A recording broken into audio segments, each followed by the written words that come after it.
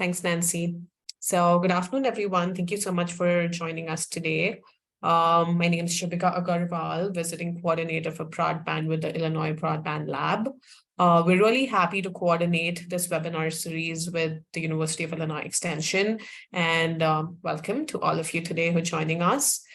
This is our first webinar in the Illinois Broadband Lab Summer Series Track B, which is called the Broadband and Digital Equity Education and Opportunity Series.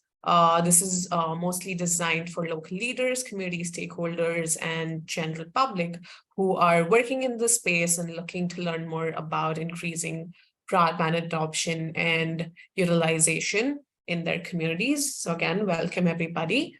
Our topic for today is the community role in broadband development. Just to give some background here, the Illinois Broadband Lab has engaged with many communities through programs centered around planning for broadband access, adoption, and utilization. Over the past few years, 3 pillars of digital equity, as you might have known, through the other webinars that we've had. And so we've seen that community organizing, input, and participation have been key in all 3 aspects of this. So today we're going to focus on just that. We have presenters who are going to be sharing about their work and experiences in each of these 3 areas for digital equity. Again, broadband access, adoption, and utilization. We'll be beginning with understanding the role of community in the broadband access side of things from our speaker, Schuyler, today, who has also participated in the Broadband Breakthrough Program, which is focused on broadband infrastructure planning for rural counties in Illinois. Schuyler has been active in business development, marketing management, and economic development for over 20 years now. She is currently the executive director of the Schuyler County Economic Development Commission in Rushville, Illinois, where she's revolutionizing micro-rural small communities development. In the world of broadband, her work as the broadband champion for Schuyler County has created synergies for future broadband expansion. So really excited to have you, Schuyler, with us today. Looking forward to your presentation. And I'm quickly going to be sharing screen here. Thank you, Shubhika. Thank you so much. So we'll get started here. Yes, I'm Schuyler from Schuyler County. I didn't change my name in any way, shape, or form to meet the needs of this role. It just happens that my name is Schuyler and it's spelled just like Schuyler County. So if you ever need to get a hold of me, you know how to do that. So we'll talk about the community role in broadband development. And so Shubhika, we can go to that next slide then, if you can. Yep. And I think context is really important here. I don't really know how many of you are from larger areas or how many of you are from rural areas in Illinois. But I did want to really put some context around this, and I want to introduce you to Schuyler County. So we're a county of about 6,000 people. We're about 3.5 hours southwest of Chicago and about 3.5 hours northwest of Carbondale. And so our population is distributed around about 440 square miles. We have about 15.3 person per mile. When we actually take out our county seat population, we're looking at 7 people per mile. So maybe some of you can relate to that. I think it's interesting that one of the details that I have here is that I don't know where you're from in Illinois, but hopefully my insights will resonate with some of you, because 1/3 of the Illinois counties have a population of 15,000 or less. And so I'm really here to talk about, that you can do it no matter your size, big or small. We can do community development in broadband. And that number of 30% of the Illinois counties, thanks Shubhika, you can go on to that next slide. That's a slide of that's a picture of Schuyler County. That number mirrors all the US counties. So did you know that roughly 1 in 3 counties in the entire United States has a population of less than 15,000? So imagine what that means for our nation's broadband efforts, right? So it's a heavy lift. We all know that. That's why you're here. So And so you can go to the next slide too, and then the next slide. These are, again, just some pictures. I have to share a little bit, but this slide is a little odd, I know, but I have to say, you know, this landscape of broadband development, there's no one size fits all. I think in rural communities, it's kind of like the creativity of MacGyver meets the hard work of like Little House on the Prairie and Almanzo Wilder. You know, I know that sounds crazy, but it's like, it's just this very unique dynamic that we have. So you can go on to the next slide then. When we think about broadband infrastructure and adoption efforts in our community, really there's these 4 areas that I'm going to talk about today. Broadband breakthrough, our survey, our committee, and then also collaborating with our ISPs. That's something that we've done in Schuyler County. So you can go on to the next. Thanks, Adrienne. So broadband breakthrough, I mean, what an amazing experience for us as a county, especially as a small county. It's 16 weeks. I really cannot say enough about this program and the insights that it gave to us. So if any of you have an opportunity to do this, I would highly, highly encourage it. Brought to us by the Benton Institute and the Illinois Broadband Lab. We had other sponsors too that I'll show later, but you know, it's really that comprehensive dive. Broadband breakthrough, here's the sample agenda. So for those of you who are wondering, you know, what's the complexity of the program and what do we, this is the deep dive that we do. And so there's really not any area of broadband that is untouched through this program. And for a small community like ours, it really just hit the spot. It was the thing that we needed to really energize our efforts and get moving. So we can go on to the next one. Part of that process that is just, it's beyond, I guess, it's beyond me to really be able to explain how important the mapping process has been for us. So this is one of our maps that we had that came out of that process.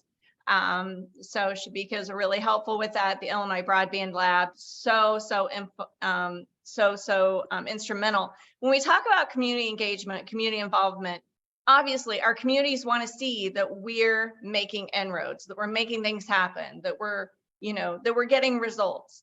And in the early, I guess, stages of broadband planning, it's really hard to show those results because we all know it's such a long process.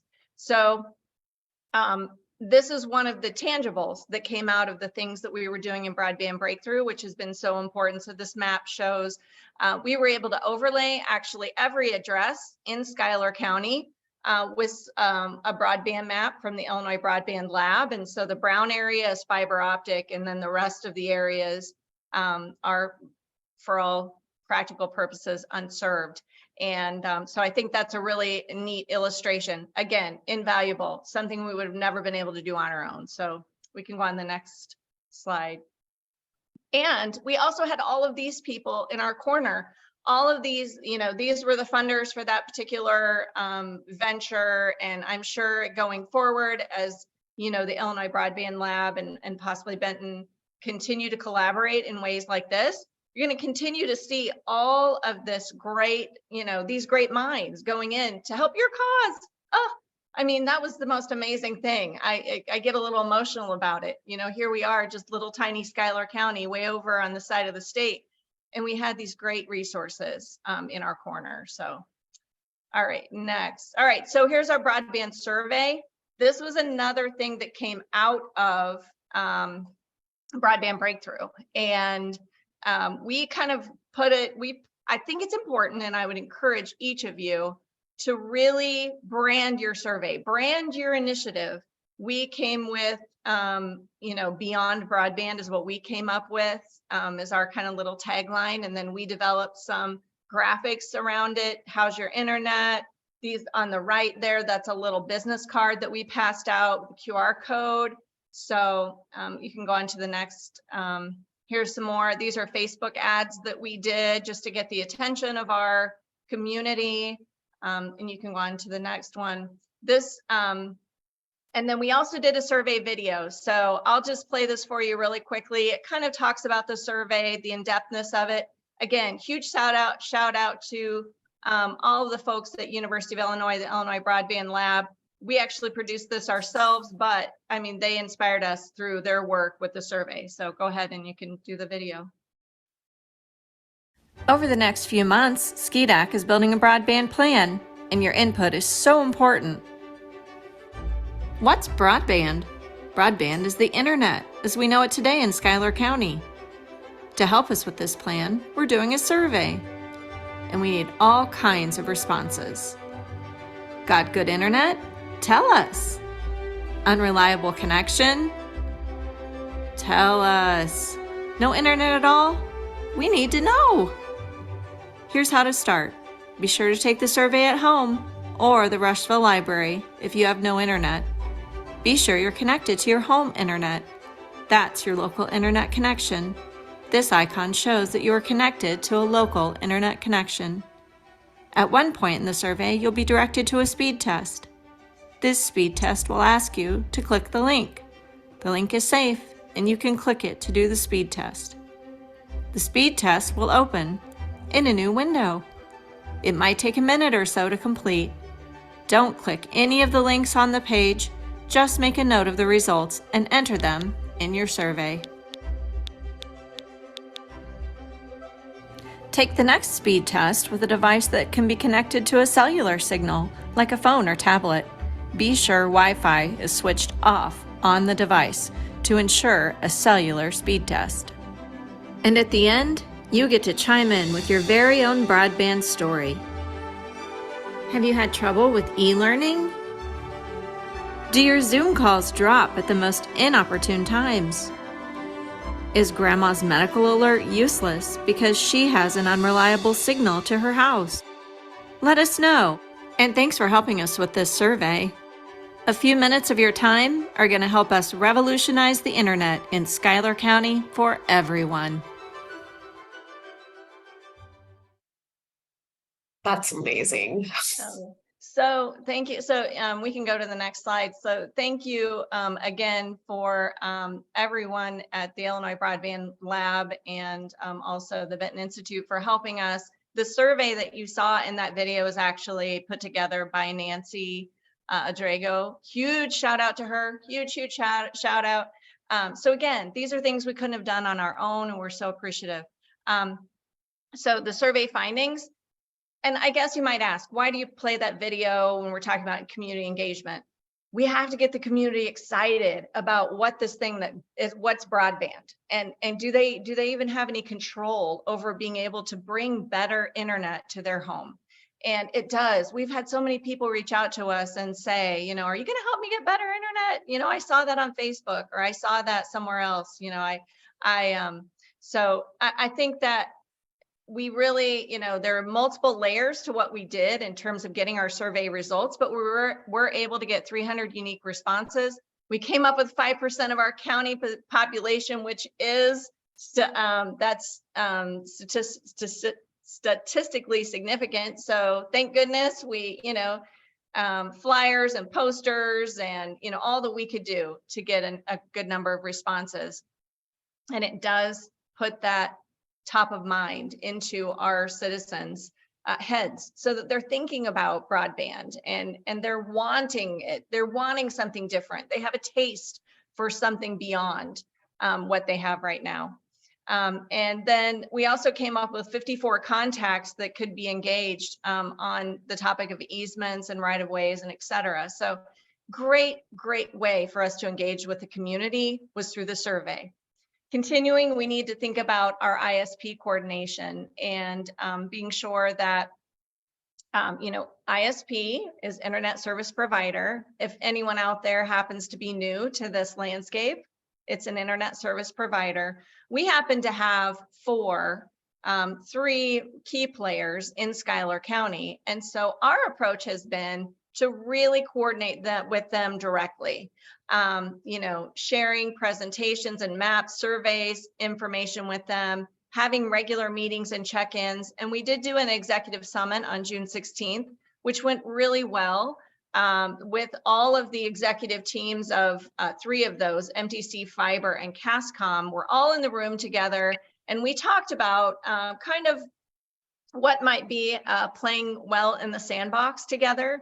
But this is all for the goal of getting broadband and fiber optic internet essentially to all of Schuyler County. You can go to the next slide, I'm sorry, Shabika. So what we're kind of looking at is kind of a parceling out of our county.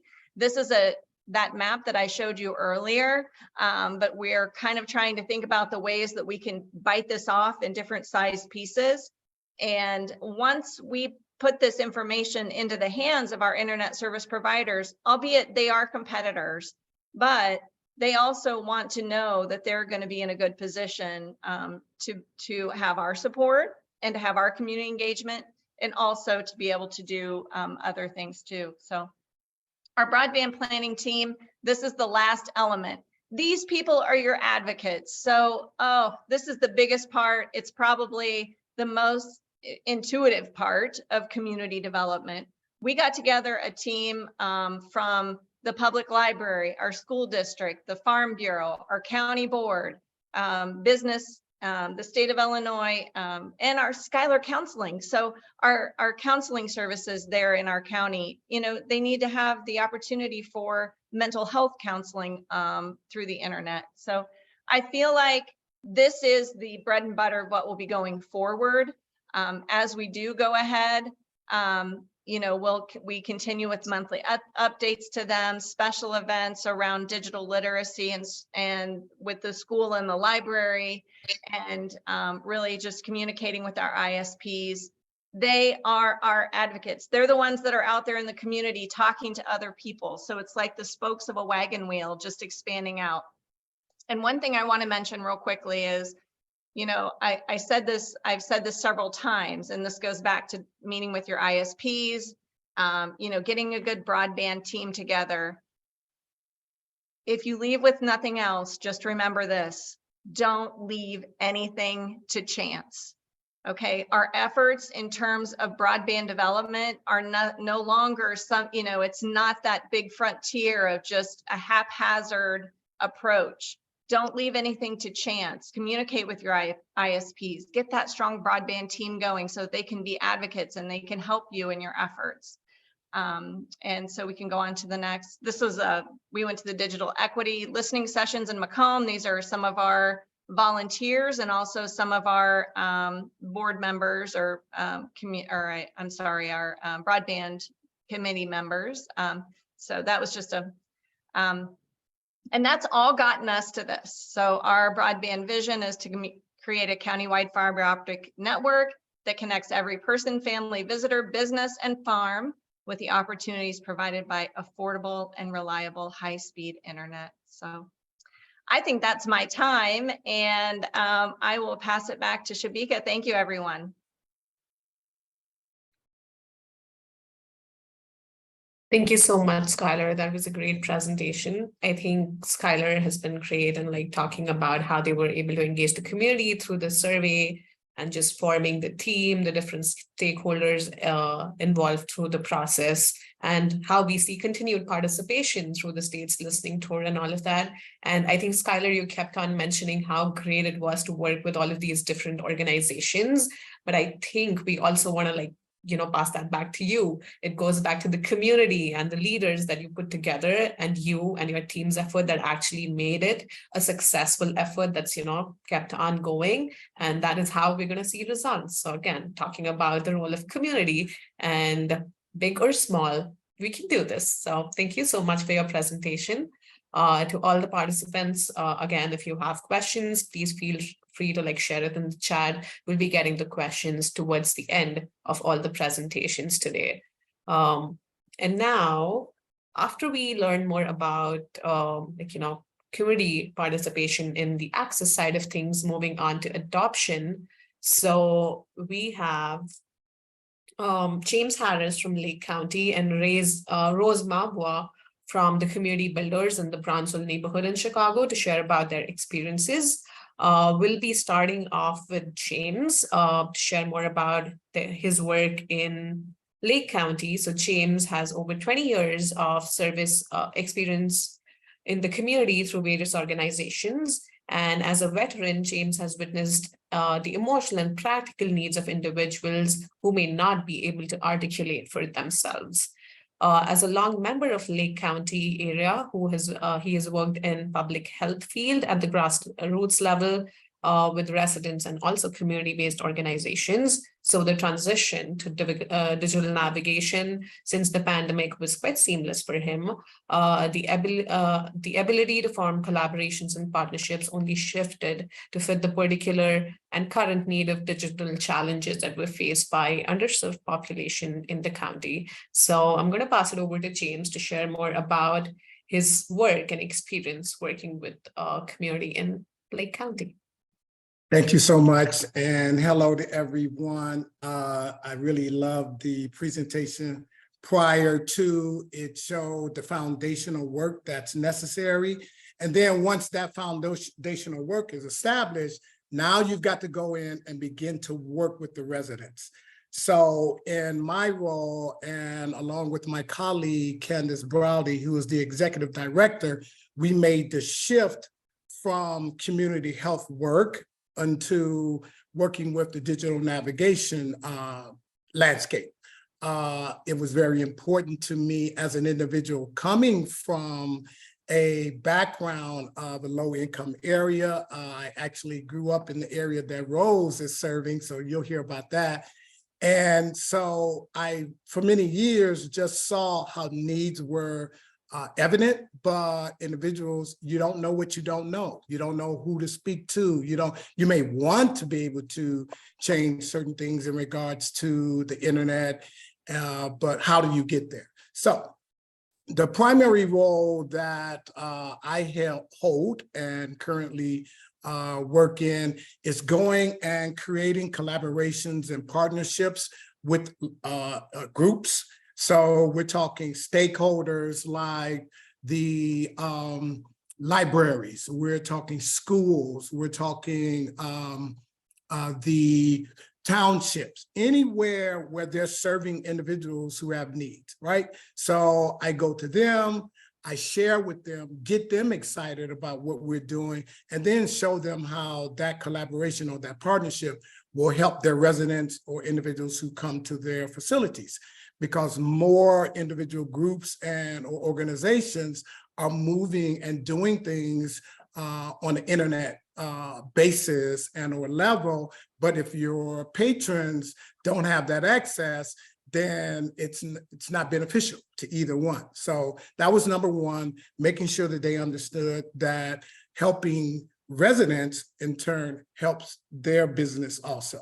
So from there, we went into the schools and we were able to collaborate with certain school districts that were all, particularly there's 4 different school districts, which were all CEP, reduced lunch program. So it was an easy thing to do in regards to showing them how their residents would be able to be approved. So we worked with Education Superhighway, we worked with the school. And again, you have to have an excitement, you have to have a real concern for the constituents in those areas because they won't if you don't. And so you show them how it's just beneficial.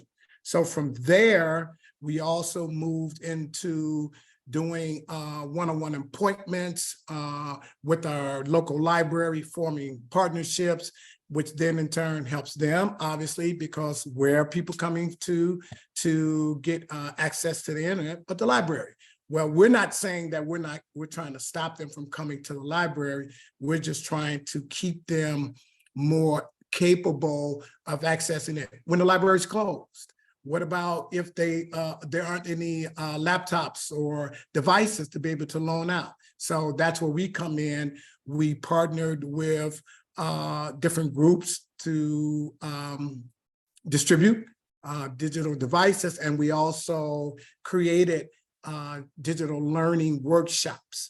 And so from there, we established relationships that are very, very important to people in low-income communities, which is the most important thing. You have to establish relationships. You have to understand your community. You have to understand, you have to have cultural competency, right? Everyone's different. And so in that difference, you can't just put people into a certain category and figure it's going to work for everyone. You have to be able to listen. And when you listen, then you learn what the needs are. You then adopt your direction so that it fits what you're doing with that particular people group or area. And so after that, while you're developing those relationships, you learn even more about the needs of the community. So based on those partnerships that we have, we then in turn create avenues for warm handoffs, right? So it's not just about ACP. ACP is the impetus or the start. And yes, it is huge in the medical aspect. It's huge in education. It's huge in, employment, and so we help people to understand that a successful adoption with them and getting them to be able to get approved helps their bottom line, helps them to get to the next level of their life. The other thing is being able to see situations that exist in the communities and not being afraid to speak up about them, not be able to say, hey, listen, we think that there's a better way that we could do this. Let us help you if that's what you like, right? And then from there, there's actions that we have to take. We're a small group, but at the same time, we're capable of being able to create those situations where there are other people who are better at what's needed. Well, we bring them along. Like, I'm not going to try to do what you do, but let's partner together so that you're able to do what you do, I do what I do. And again, the community benefits from it. I'm excited about it because the primary purpose is to see individuals change, to see them encouraged, to see them empowered, and to get them educated to the next level of their life that they want. They just don't know how to get there. So it's being able to see and listen and understand the things that are needed. So thank you so much for allowing me to participate. I'm cutting it short because I can kind of go off. But I do appreciate everyone. I'm really honored to be a part of this type of group, and it's amazing. So thank you. Thanks, James. That's a really good insight into the work that you're doing in Lake County. I think you and your team has also been like a go-to nationally for like questions around ACP enrollment, just with the great work that you do. Really appreciate how it's more about going to where the people are and making use of those existing sort of networks that exist and using ACP as a means to connect and make that initial connect with the population and try to get a more sense of like, what are your needs and how can we help moving forward, and just close the entire sort of loop with ensuring equitable services for members in the community. So it was lovely hearing from you. Always love the energy that you bring to the group. Thank you. Thank you so much. Again, if we have specific questions from members in the group attending the webinar today, please feel free to put them in the chat and we'll be getting to them towards the end.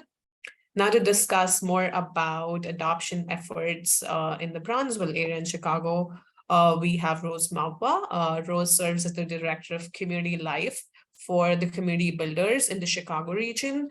She's held this position since 2019.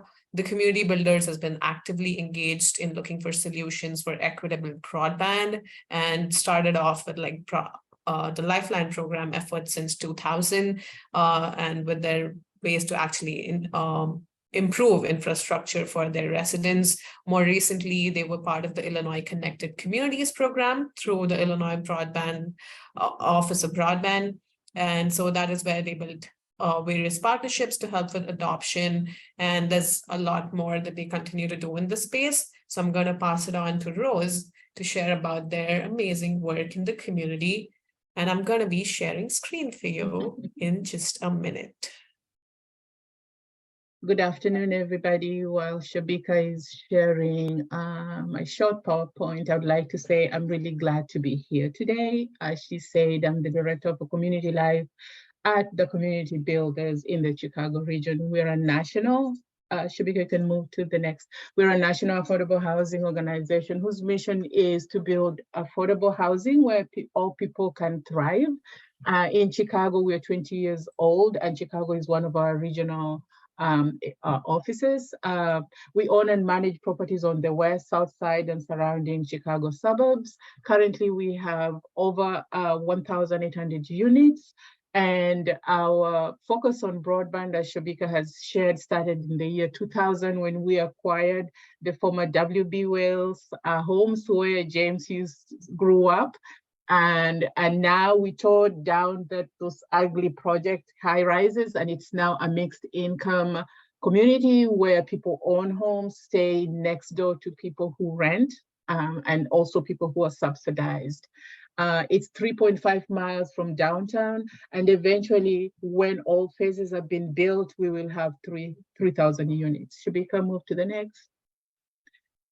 Just to share the vast of this site and how large it is, it's 94 acres of land located in Chicago's Grand Boulevard and Oakland communities, 4 miles south of the Loop and 1/3 mile west of Lake Michigan, generally bordered by 35th Street on the north, Lake Park Avenue on the east, Pershing Road on the south, and Martin Luther King Drive on the west. And originally, the site had 3,500 public housing known as W.B. Wales. Next. So I'm going to concentrate my talk about adoptions and how we started. Redlining for many communities of color have made them disfranchised. And often our residents are targets of high internet prices. Through Connected Communities, we are really lucky to have been funded by the Benton Institute to further our work. So we conducted a survey which showed us that many of our residents were paying between $50 to $100. And while they are on fixed income, that's a lot of money to be paying just for internet.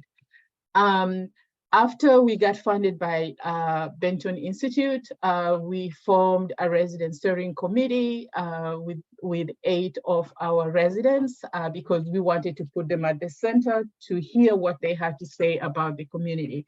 And they informed us that the community was lacking in 3 areas: accessible, affordable internet, connectivity, devices, and digital literacy.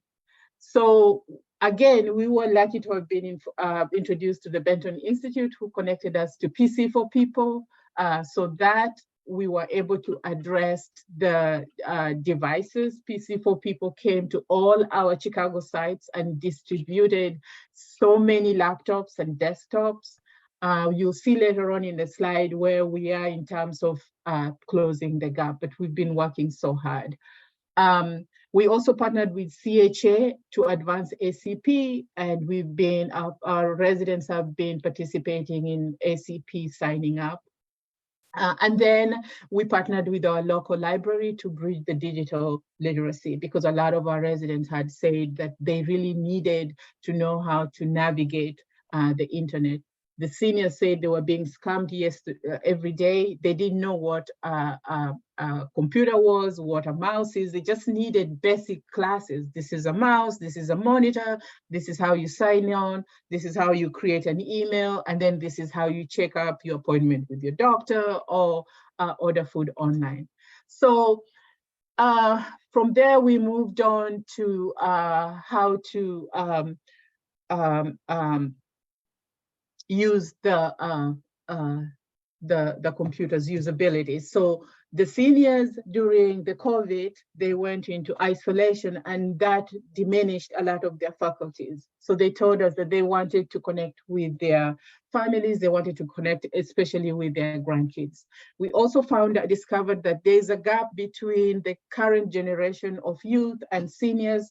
The youth don't respect seniors, and seniors think that the youth are rude. So we introduced an intergenerational program that was very successful because it was a win-win situation where the seniors were passing some of their wisdom to the youth, and the youth were teaching the seniors how to navigate the internet and how to use the the iPads that we had distributed to them. So the seniors now, and a lot of our residents who are not using the internet, who are ordering groceries online, were visiting virtual marine life from their own living room, and going to the Art Institute. And then also the parents who are looking for jobs, enhancing their skills, kids finishing their homework online. We were hearing stories about families of 5, the internet going out when they most needed it, at the time when they most needed it, after 5, doing homework, looking for work, trying to enhance their skills. So the internet was really shaky. And that was also because there aren't any towers in communities of color. The farther you are from the towers, the more shaky your internet is. And this is what's happening to all our families. So ACP was not only connecting them to free accessible internet. We started with $50 and then it went to $30, but was also making sure that that internet is steady. Shabika, can you go? So we've been tracking our efforts since 2019. And as you can see, it has been increasing steadily. So the residents with internet, currently we have 86% residents connected. We still have 14% to work to get to 100%, but we are sure we'll get there.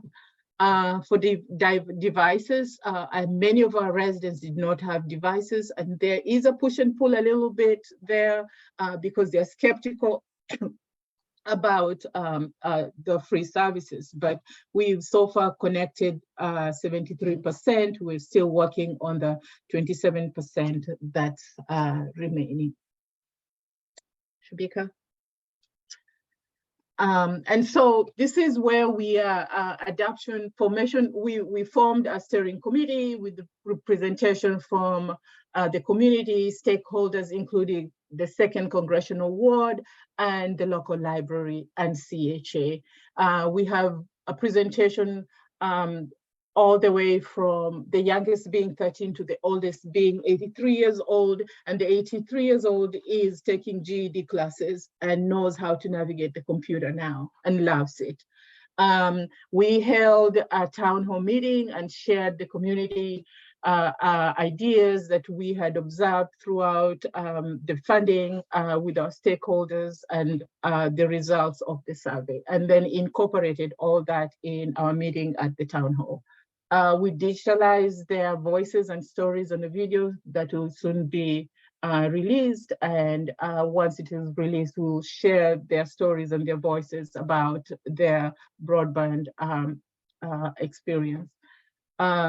The seniors of Oakwood Shores now pay their rent online, and it is something that we had been wanting to do for the longest time, but now they're paying their rent from their living rooms. They don't have to come out.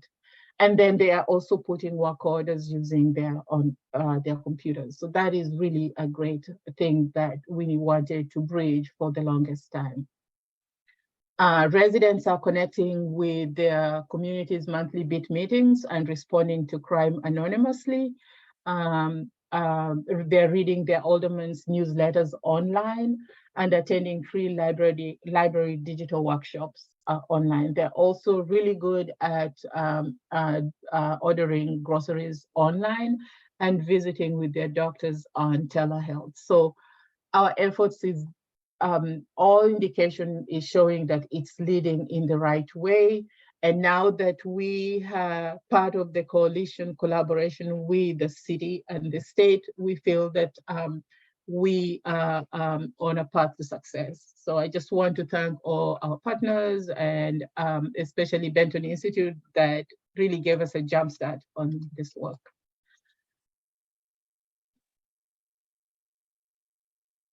Thank you. Great. Thank you so much, Rose. Again, a very good presentation and all the amazing work that's happening. So really being able to move that needle, engaging with the communities, really seeing that there's more distribution of devices and really hearing about these different groups, feeling more comfortable using the internet, being able to do things from home. And yeah, that's just progress and amazing work, identifying the right partners and just building those partnerships within the community. Really appreciate you sharing that. I see some good activity and shout outs in the chat. That's amazing. We have a few questions as well that we'll get to. If not today, we'll continue to maintain a repository of questions and get back to you so that, we can help you with your efforts, and certainly any questions for our presenters as well. Now, as we have spoken about community engagement and access and in adoption, we have a really good case study about how do you help with broadband utilization efforts? So it's how internet's going to impact the lives of residents beyond the everyday uses of broadband and their work around digital skills and cybersecurity certification for workforce development in Summit, Illinois. And we have Caroline Crozier joining us today. She is the CEO and founder of Latinx Digital Leaders Now, which is a statewide 501c3 organization with a mission of achieving digital equity for Latinos in education, workforce, and entrepreneurship. She brings 35 years of experience as a one-person Latina tech entrepreneur, volunteer advocate, and philanthropist. She actively seeks to partner with anchor community organizations to jointly offer a unique digital navigator and ACP Plus model to support Latinos historically based on language, culture, immigration status, and other unique needs. So thank you so much for joining us, Caroline. We are excited to learn more about the ACP Plus and all that amazing work that you do. I'm going to share screen for you, and meanwhile, feel free to introduce yourself. Thank you, Shabika. Happy to continue the work with all of you here on this call.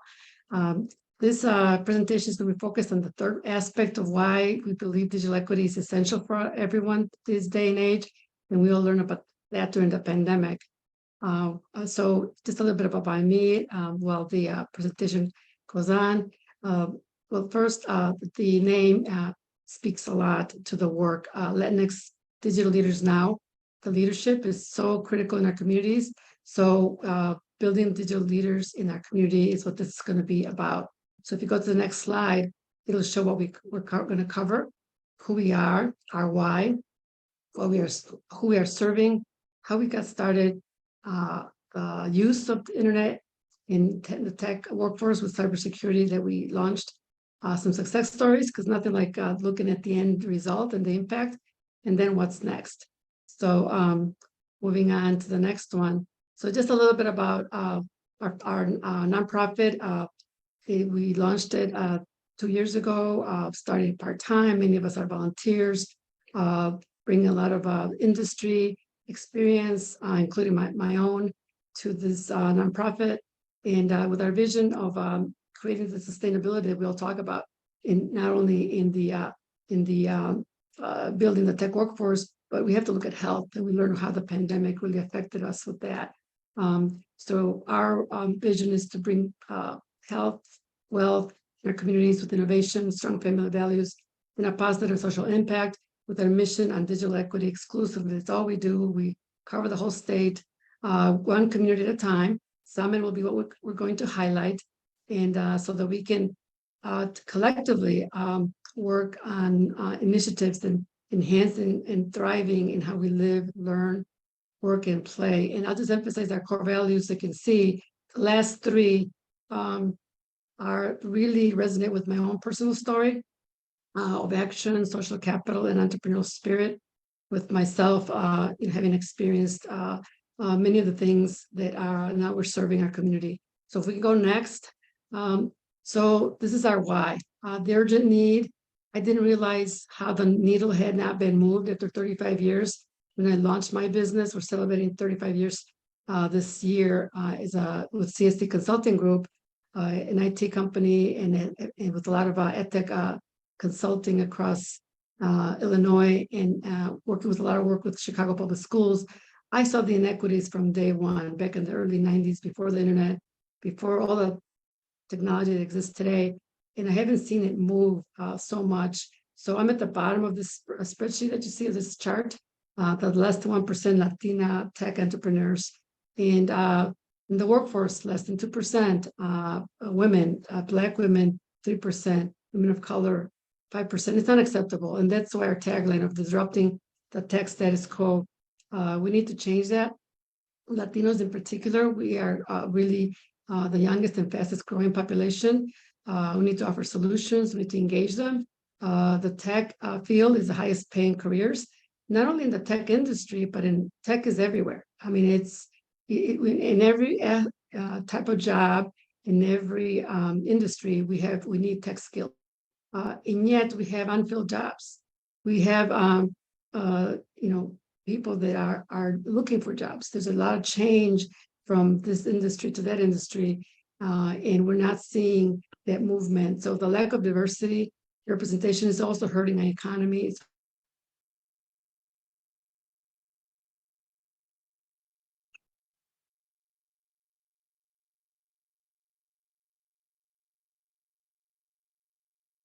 exist, and that's why we engage with everyone. So if you go to the next slide, Shabika. So who we are serving, we started in the village of Summit, although we are a statewide organization, in our own backyard. I arrived in Summit in the late 60s as a young child.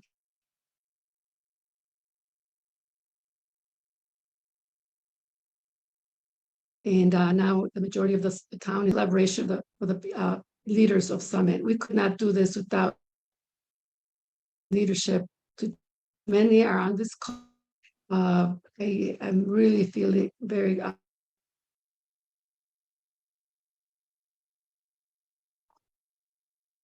Summit, and I now have adopted Summit to really pay it forward. And you see in the picture the Senator Mike Porfirio, who's been extremely supportive. The Mayor, Sergio Rodriguez. You see this director of the library, Summit Public Library, Hadia Drew, and your community members, young student holding the LULAC flag. We do a lot of volunteer work over many, many years with this community. And we also have volunteers and dealing advisors and staff members like Marielis Rodriguez on the right, who does double duty. We have a family member and a deal advisor from our company who's been our greatest benefactor of this organization. CSC Consulting is Rogelio Sanchez.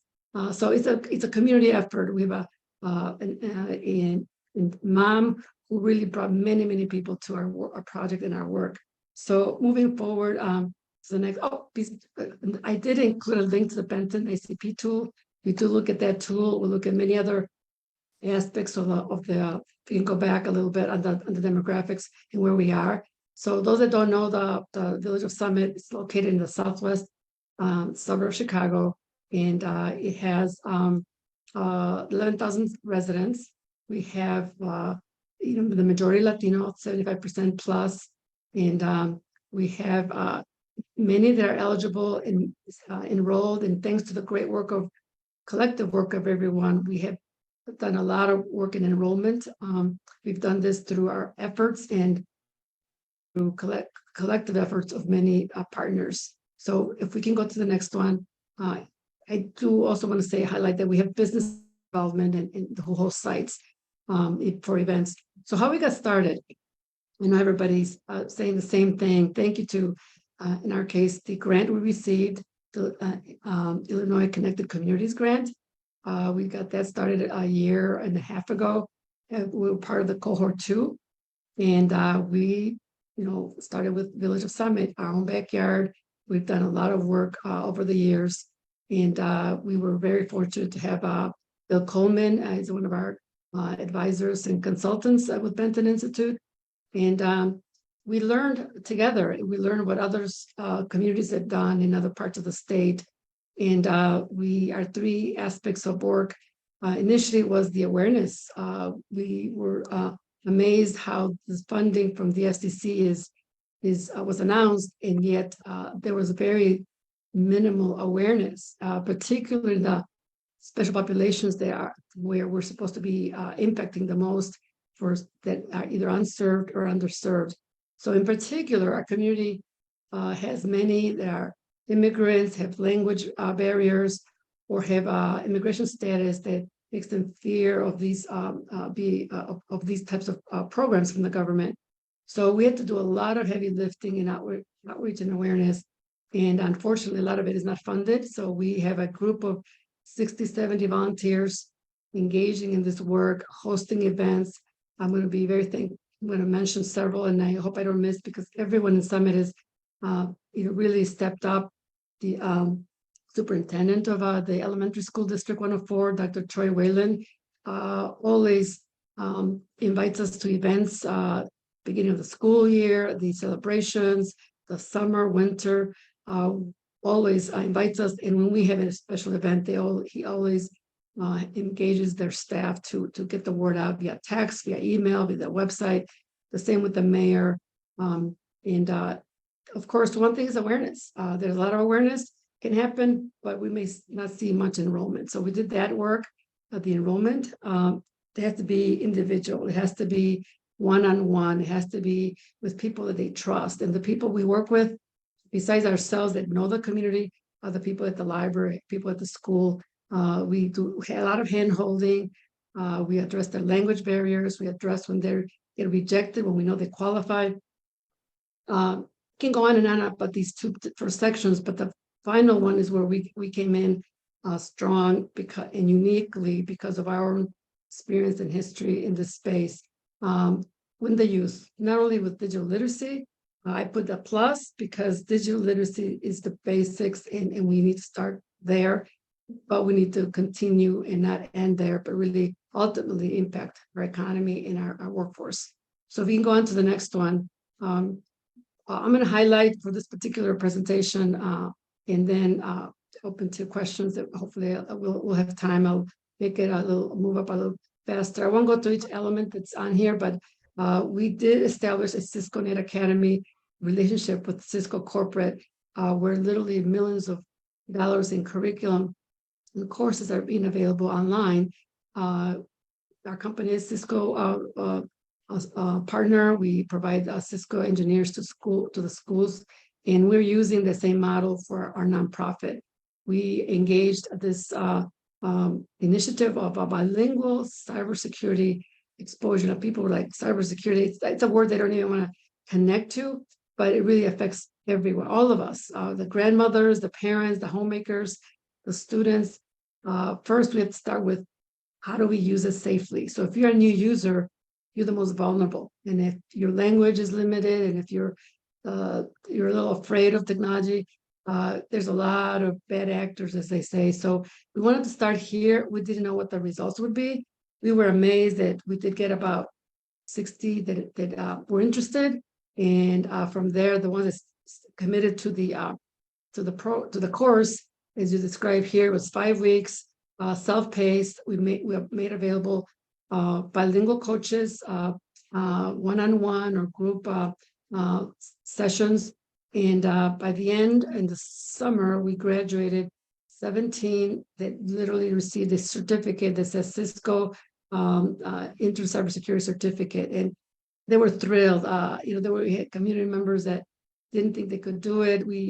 Participants were people from all walks of life, from young students to parents, community members from our local summit, state, national, and international. So we go on next. We're almost out of time, and I do want to emphasize the success stories. We have 3 here. I believe they're on the call. When you say community, we mean community. We could not do this work without them joining us and without them leading this work. So, Shabika, if you can link to the video, it'll be almost done with our presentations. You can hear firsthand. I found out about the cybersecurity course through Facebook. It was part of a community page and someone had shared it and I thought it was interesting and followed up. I didn't exactly know what to expect. Honestly, the word cybersecurity was a little intimidating. As an early 90s baby, I feel like my adaptability to technology should be more apparent, but sometimes I even have issues working the remote. So I really didn't know exactly what I was getting into. I was actually going to give up and not even do it. I believe this is a good introductory course. You should be somewhat familiar with how online courses work. It is self-paced, and I think that's important to remember. I definitely would encourage anyone to take this course, and I hope others would be more inspired to take other courses like this. I definitely would. Thank you. So that's Christina who's on the call, Martha's on the call, and we even had an international student participant from Mexico. So great comments. You can see them later in the recording. If you go to the last slide so that we can have an end of what's next, you can see that ICP enrollments will continue. We do weekly sessions, events in Summit Public Library. Thank you, Hadia, for supporting us. We are scaling and expanding our digital literacy and tech workforce training in Summit with our mission in mind that's statewide. We're looking to replicate what we're doing in Summit in the southwest suburbs, in the southwest Chicago, like Pilsen, Little Village, Pick of the Yards. In rural Illinois, I grew up in rural as a child, and I have a second home in central Illinois. So we're partnering with Mattoon and Effingham and southwestern Illinois as well, with local partners.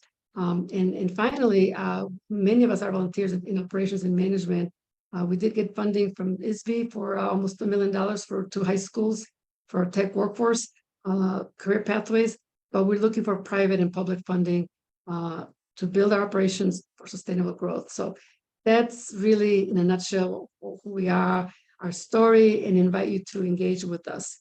So that's the end of my presentation. Thank you, Shabika, for help inviting me to share this in everyone. And in particular, thank you for all the collaboration, the work you do across the state. Thank you. Absolutely. Thank you so much, Caroline. This is really helpful. And again, just taking it a step forward, broadband access and adoption, but, moving beyond the basic day-to-day activities that people can do over the internet. It's more, you could get a job. Workforce development is a big part of this. And I think the work that you've done in Summit is a really good example of how this can really change lives. And it does have a really good impact. So I love the work that's going on. We are towards the end of time here, so we are going to make note of any questions that are sort of not answered in the chat so that we can reach out to you.